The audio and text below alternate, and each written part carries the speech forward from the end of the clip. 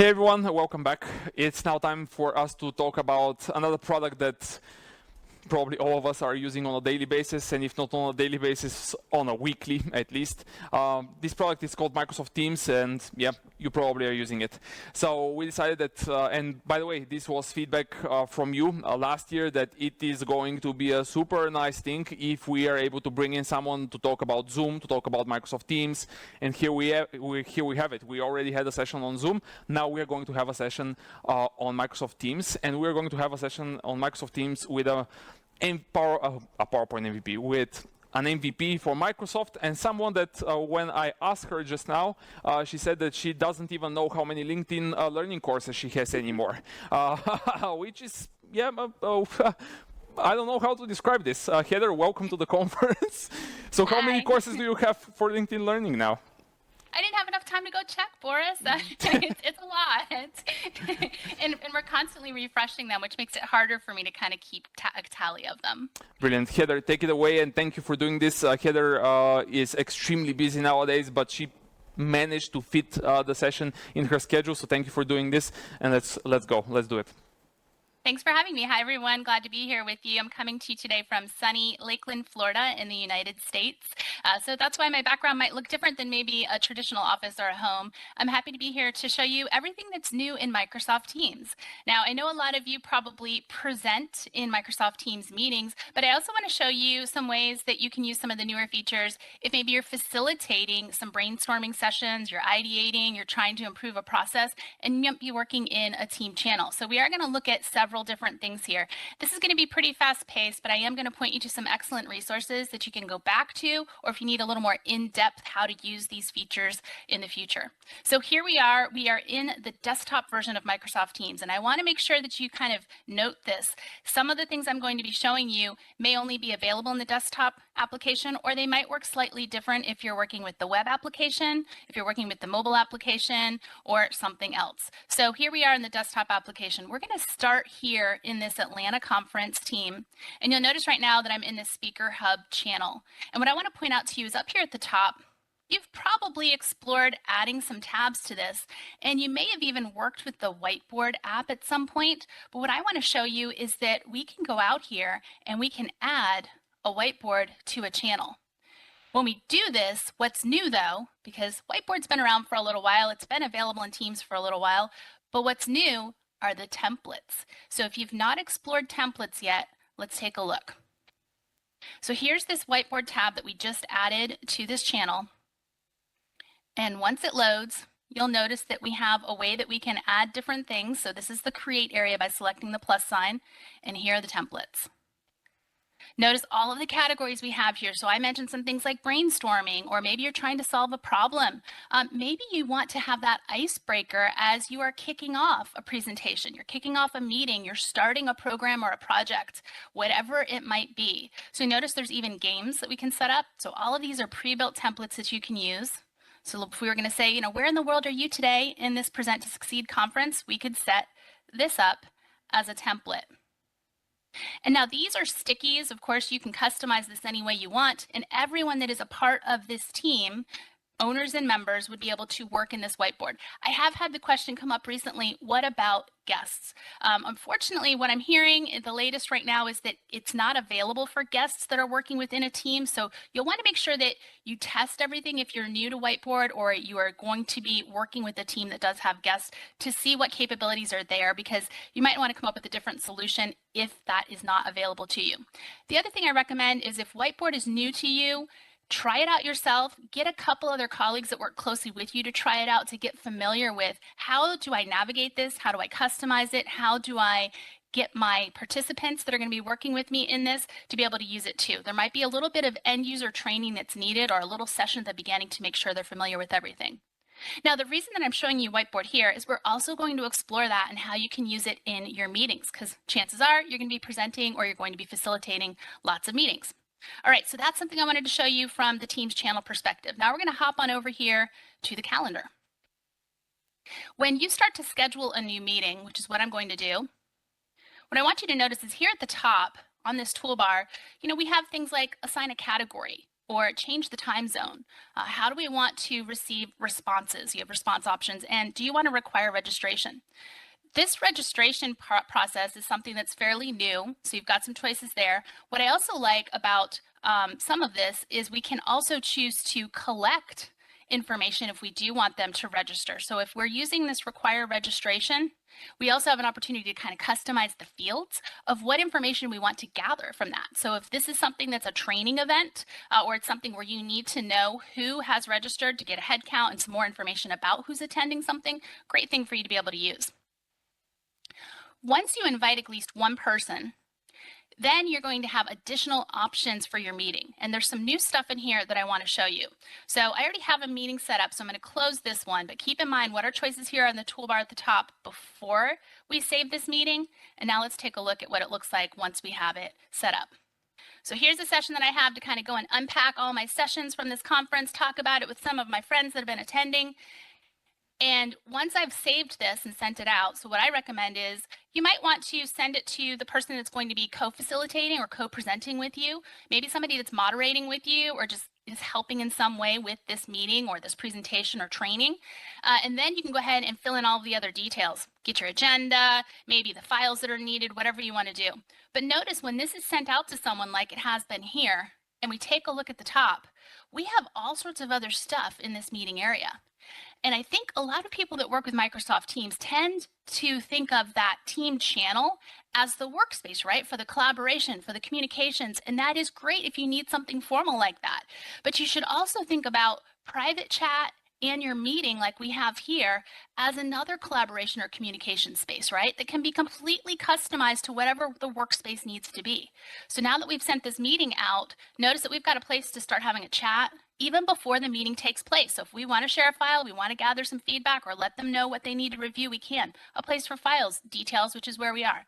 But what I want to show you, the newer things that are available to you is over here. So where it says for more, we can set up meeting notes. Now that's using Wiki. We can also set up a whiteboard. So let's take a look at how this works here within a meeting. So this is a newer feature to your Teams meetings as far as the templates that are available to you. And also this is something that I feel like a lot of folks might schedule that meeting and then they go into the meeting, they join it and they set everything up there, right? They join the meeting early. Why not do that well ahead of time when you're setting the meeting up? Then you don't have as much to worry about when you're getting ready to start that meeting. So again, here's our whiteboard. Here's the area where we can create. So you could create something from scratch with all of the options you see here. But once again, we've got those templates that we can choose from, the different categories to be able to go and set one up. And now it's going to be ready for everyone that is in that meeting to be able to use. Now, something else that I think is a bit newer that I also think is great to set up ahead of time is your breakout rooms. So when breakout rooms first came out, that's something that you had to do once you were in the meeting, right? So now if we go here to breakout rooms,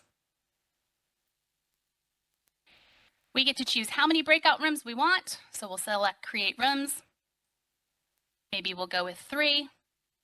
Add the rooms. Now I only have one person invited to this meeting, so keep in mind, if I automatically assign, it's going to assign that person to room 1. If I had, 10 or 20 people, I could have it automatically split everybody up into these different rooms. So I'm going to select assign participants, and here's where we can choose if we want to automatically assign it or if we want to manually assign it. So I'll select automatically. And there you go. Now we have everything ready to go with our breakout rooms. Of course, you still might want to name your breakout rooms. You might want to manage them, which you can still do within the meeting itself. So those are a couple of things that I think will be really helpful to you to make sure that your meetings are set up effectively well ahead of the start time of the meeting. So now let's go ahead and join this meeting. Actually, before we join the meeting, I want to show you a couple of other things. So let's go up here to the top, the 3 little dots here in the upper right corner. We're going to go into settings. And over here on the left, we're going to go to devices. Now, this is one of those things that's going to be a little different. If you're working with the web app, I don't believe devices is available. So keep in mind these new features. If you're planning to use some of these, definitely test it out ahead of time to make sure whatever app you're working with that the capabilities are there. So we're going to go to devices. You'll notice here that we have automatically adjust mic sensitivity. So that's going to automatically adjust it depending on how close my mic is to my mouth or how far up or down it is. It's going to make some adjustments to hopefully help us with that. The other thing I want to point out to you is down here, Noise suppression has been around for a while. If you're not aware of it, it does have more settings than when it first came out. So right now it's set to auto, where if there's background noise, like I just heard a plane recently, hopefully you're not hearing that because my noise suppression is set to auto. But you could also choose to set that to high, low, or turn it off. And in the past, when this came out, I was hearing a lot of folks saying, hey, if I want to play live music in the room with me and I want that to be heard by everybody else, I want to make sure that I have my noise suppression turned off. And it worked, right? But maybe the music quality wasn't the greatest as far as how it was carrying through. Well, you've got something new here called high-fidelity music mode. So by turning this on, it's going to make sure that it is passing it through the best that it can with the resources that are available. So you're going to get the highest quality possible. Of course, if the bandwidth isn't quite there for everybody that's attending, that's listening to that, then it's going to kind of back down the quality of that for you. But if you're going to use this, then I definitely say that you probably don't want to have this noise suppression set up as well. So you're going to want to make sure that you have this adjusted correctly in order for this high fidelity music mode to work properly for you. I do have some great resources that give you a lot more details about these features that I'm showing you. So I'll make sure that those links are shared with you after. So if you want more information about this high fidelity music mode, you'll definitely have it available to you. All right, so now let's close out of this. Keyboard shortcuts. I always like to say, hey, who's a fan of keyboard shortcuts? What's your favorite Microsoft Teams keyboard shortcut? And sometimes I even use Microsoft Forms polls for that, and I'll show you how to set those up in a minute.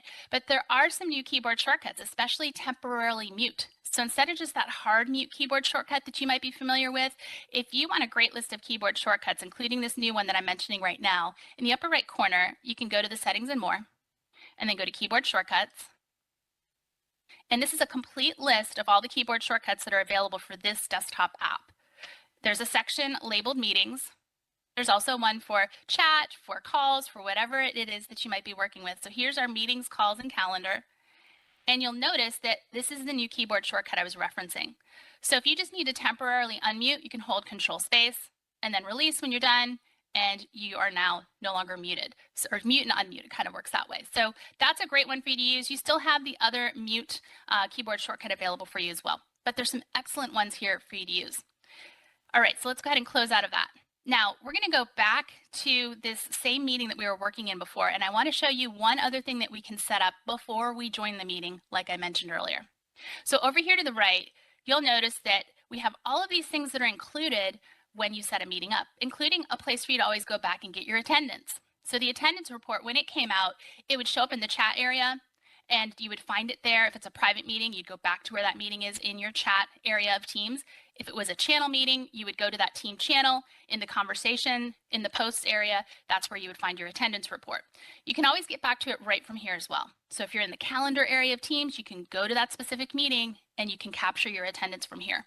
It's a CSV file, which is a comma-separated value file that can be opened in Microsoft Excel, so you can do some cleanup of columns that aren't needed, and you can do some analysis on the data that you have there. But if we click this plus sign to the right, this is one of my favorites, it's Microsoft Forms. And so these are all of the things that you can add in. The Microsoft apps and services, there's also some third-party ones in here. You'll notice that the list is quite extensive, but we're going to go ahead and set up Microsoft Forms. Now, I want to preface, and you might want to jot this down if you think this is something you're going to use, that right now Microsoft Forms is only something that you can set up this way for a private meeting. If this is a channel meeting, I have read some articles and some different things for different ways that you can make it work, but really what you're doing is you're adding Microsoft Forms to the channel and then kind of pointing everybody there to go and answer that poll question. So the direct way, if you want to have this available in your meeting, is to set it up the way that I'm showing you right now. So we have to add forms to this meeting. It's really more of a security thing of making sure that, yes, we do want this forms to be able to interact with this meeting. So we're going to go ahead and add it.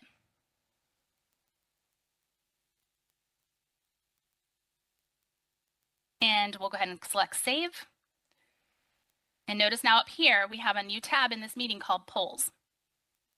It does give you some samples here of some things that you can use, some ideas. So if you want to kind of get the pulse of how's everybody feeling today, or are you feeling energized? Are you ready for this session? These are some ones that you could select, and you'll notice there's an arrow to go through some others, but we're going to go ahead and select Create New. There's 3 different types of polls that you can set up for your meetings: multiple choice, quiz, and then this new one that I really like, especially for like an icebreaker, it's called word cloud. So I'm going to go ahead and select that one. I'm going to type in my question. Make sure I don't have any typos.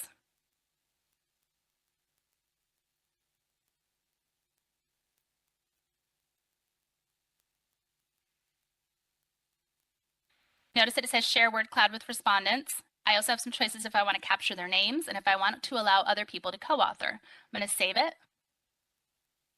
It's going to show up here in my list, and now it's ready for me to be able to open that poll once I join the meeting. So you can set up as many of these polls as you want ahead of time, and then you can choose which ones you want to open, close, share with everyone else that's in your meeting. Okay, let's go ahead and join the meeting.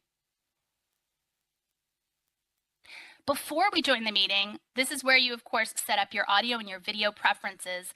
And I want to point out that down here, if I had enabled my video, I would have these background filters. And we have a way to blur a background. We have all of these different background templates that come with it, even a way to add your own background. Now, in Teams for the web, you also have the same blur background and the same templates, those same backgrounds that are available here, available for you there. So if you are working with that web version, go take a look. You've got a lot of great options that you can work with now. All right, we're going to go ahead and join this meeting.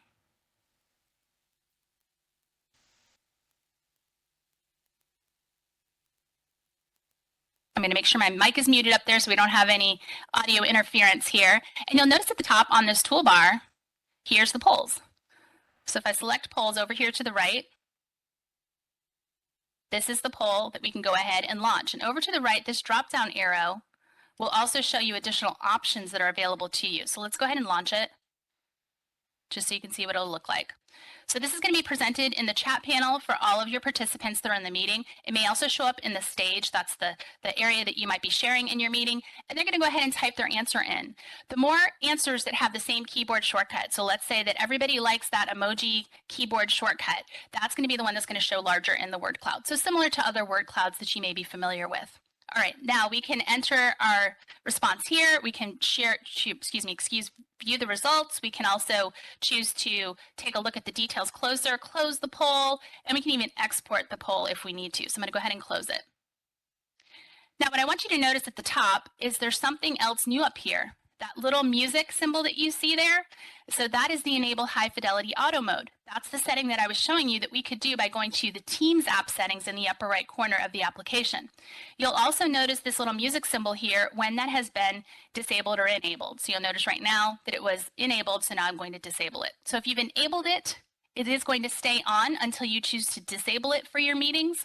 And that music keynote is not going to show up unless you have enabled it at some point. So it is a setting that kind of sticks until you choose to turn it off.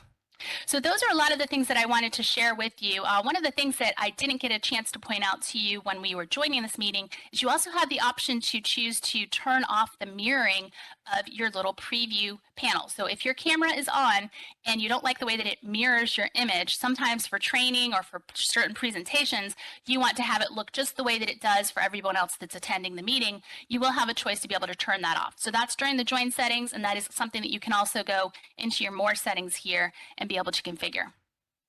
I want to take a peek real quick here in the device settings just to point something else out to you. You'll notice in the device settings that we have here, if we scroll down to the bottom, that we also have that choice to work with noise suppression. And then at the very bottom, here's what I was just describing to you, that mirror my video. So if my camera were on, I would be able to choose to turn that off or on. So that's a new feature that just came out. I think it was in January or February. So lots of great new things that are showing up in Microsoft Teams, in your meetings, everywhere else across the application that hopefully will help you be better at presenting and give you a more interactive way to interact with all of your participants. Do you have any questions coming in, Boris? All right. Okay, so not so far. We don't have any questions so far. But I personally am amazed that Microsoft continued developing forms. I didn't know that now Word Cloud, yeah, that is a little bit of a surprise to me. Awesome, glad to hear it. Yeah, all right. Anything else on your end?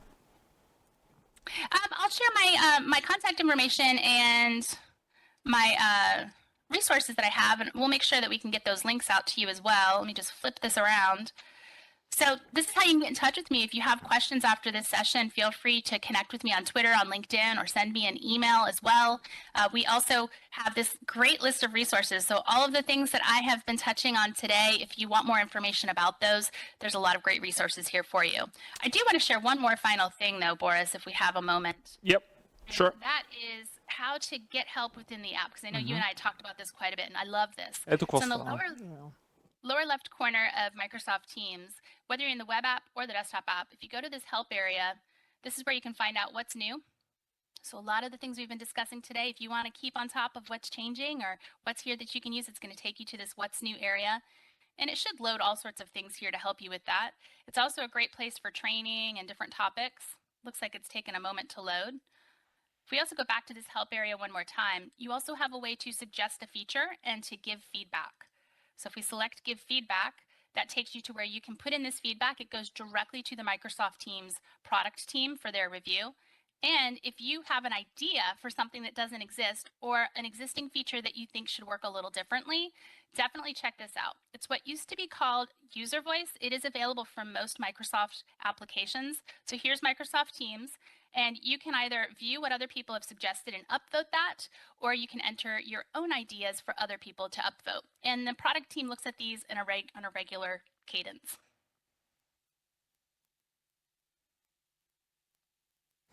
That's everything, Boris. Thanks, everybody, for taking the time to attend my session. Yeah, there are some questions that popped up in the last 30 seconds now, but Okay. we are already out of time. There are some questions in regards to can you schedule a meeting in a private channel? Yeah, but if you have the time, if you have like, let's say 5 or 8 more minutes, please join from the Hopin link so that you see the questions and engage with the audience. We would appreciate that tremendously. Absolutely. Thank you, Heather, for doing this overview of what's next. I also took quite some new things here for myself because I don't know how I missed, especially the Microsoft Forms thing, even though I keep an eye on it, but still, missed it somehow. But it's incredibly useful. There was, by the way, a question to Sean in the previous session in regards to engagement, polls, interactions, etc. And you actually showed it. So thanks again very much for joining, Heather. Welcome. Cheers, everyone. Have a great conference.